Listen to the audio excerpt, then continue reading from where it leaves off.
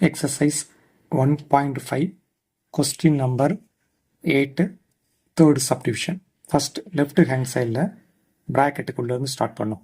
ஓகேவா? ஒரு x போட்டுருங்க. composite remove பண்ணிட்டு அதுக்கு பதிலா bracket போட்டாச்சு. அடுத்த step f bracket.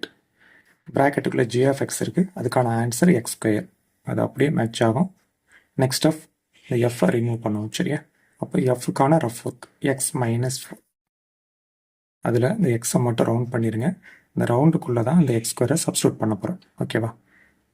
அப்போ எக்ஸ் ஸ்கொயர் -4 அப்படியே எழுதியாச்சு முடிஞ்சு. இப்போ லெஃப்ட் ஹேண்ட் சைடு ஃபுல்லாக அப்படியே காப்பி பண்ணிடுங்க. பக்கத்தில் ஒரு எக்ஸை போட்டுருங்க.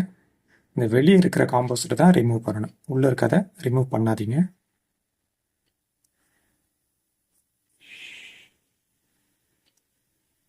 இப்போ அதை ரிமூவ் பண்ணதுக்கு பதிலாக ப்ராக்கெட் போட்டுருங்க.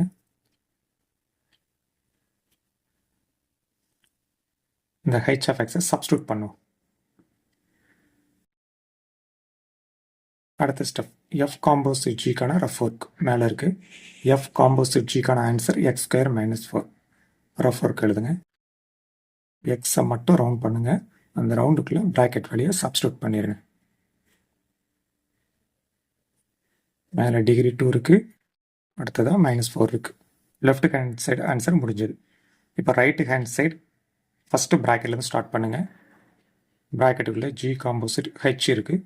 அது பக்கத்தில் ஒரு எக்ஸை போட்டுருங்க. காம்போசிட்டை ரிமூவ் பண்ணிடுங்க. அதுக்கு பதிலாக ப்ராக்கெட் போடுங்க.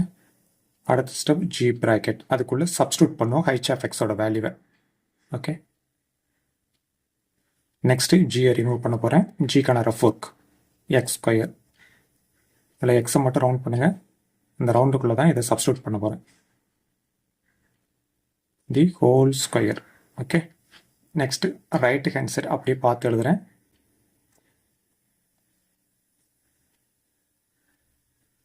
பக்கத்தில் ஒரு எக்ஸு. வெளியே இருக்கிற காம்போசிட்டை ரிமூவ் பண்ணணும். வெளியே இருக்கிற காம்போசிட்டை ரிமூவ் பண்ணியாச்சு. அதுக்கு பதிலாக ப்ராக்கெட் போட்டாச்சு. F bracket G composite H of X. அதுக்கான ஆன்சர் மேலே இருக்குது. அதை அப்படியே எழுதுகிறேன். ஓகே, இப்போ எஃப்ஐ ரிமூவ் பண்ணல. இப்போ எஃப்க்கான ரஃப் ஒர்க் இங்கே இருக்குது. அதில் எக்ஸை ரவுண்ட் பண்ணிடுங்க. அந்த ரவுண்டுக்குள்ளே இந்த ப்ராக்கெட்டோடைய சப்ஸ்டியூட் பண்ணி விட்டுருங்க. -4 அப்படி எழுதியாச்சு.